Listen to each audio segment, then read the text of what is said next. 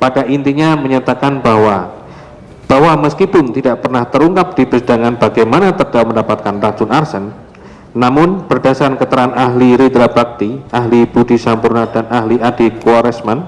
pengadilan mendapatkan petunjuk bahwa untuk mendapatkan racun arsen dalam bentuk serbuk adalah sangat mudah bagi terdakwa dengan cara membeli di toko yang menjual racun arsen, karena di samping banyak dijual bebas oleh para pedagang, juga dilihat dari bentuk dan jumlahnya yang sangat mudah dibawa untuk dibungkus dan disimpan, kemudian dibawa ke dalam pesawat tanpa dapat dideteksi, karena bukan merupakan barang terlarang atau barang yang harus dilaporkan, be declare.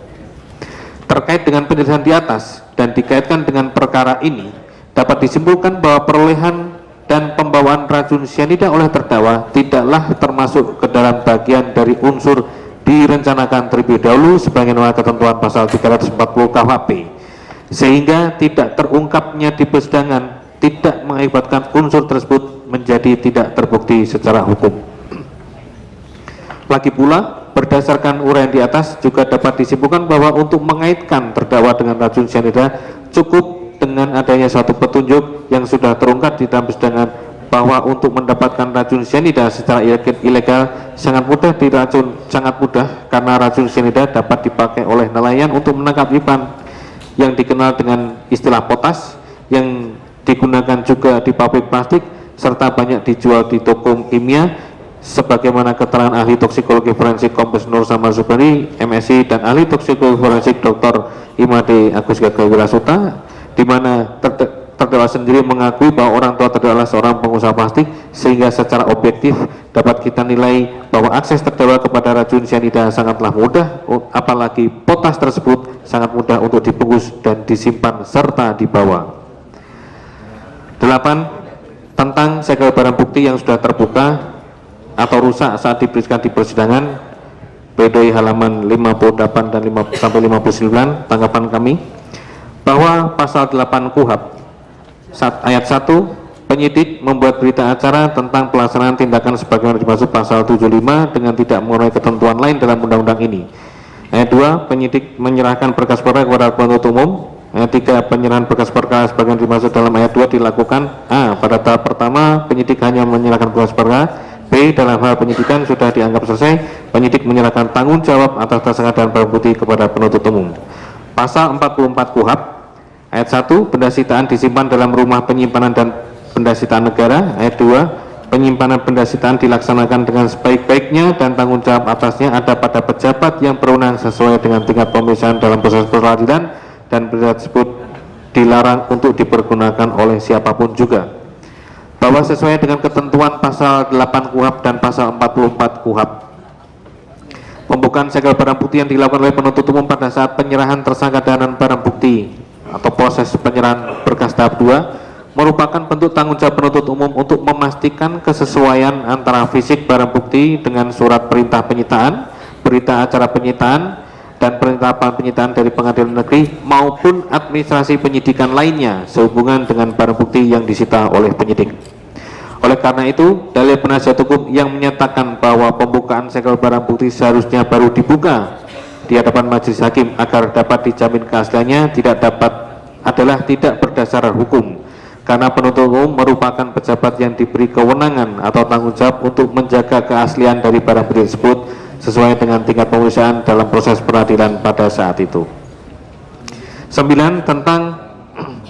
saksi Bun Juwita alias Hani yang meminum Vietnam Ice Coffee dari gelas yang sama yang diminum oleh korban Wayan Salihin tetapi tidak mati, sebagaimana pledoi halaman 59 sampai dengan 61, tanggapan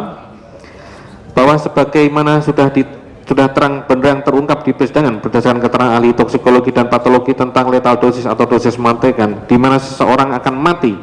jika terpapar cyanida apabila mencapai atau di atas lethal dosis.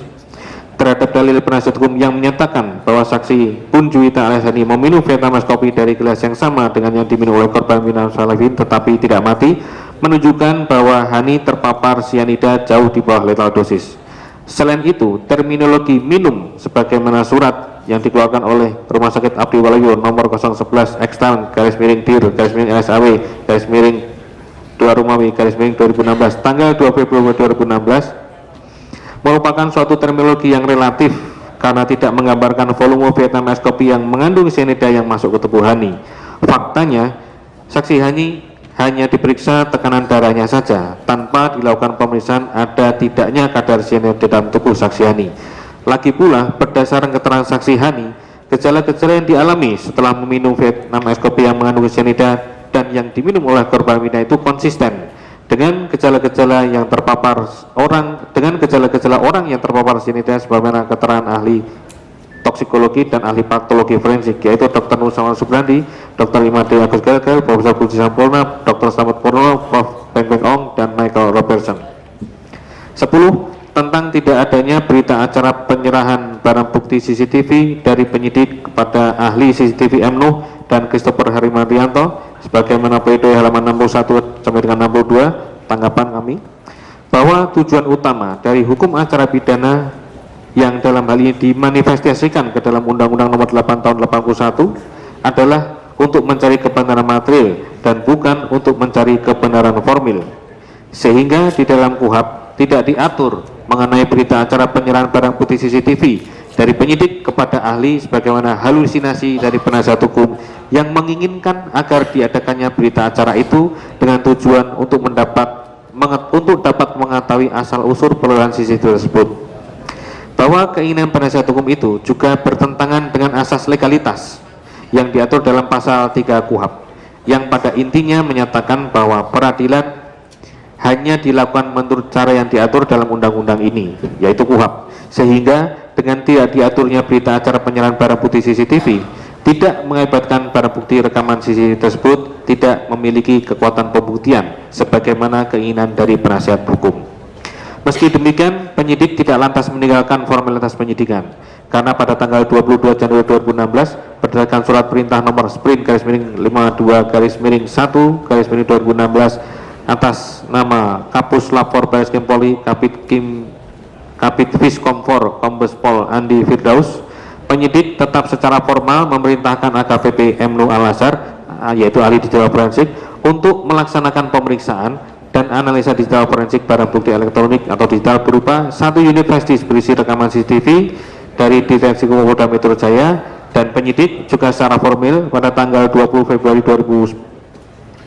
kami ulangi pada tanggal 10 Februari 2016 berdasarkan surat nomor B garis miring 2299 garis miring 2 Romawi garis miring 2016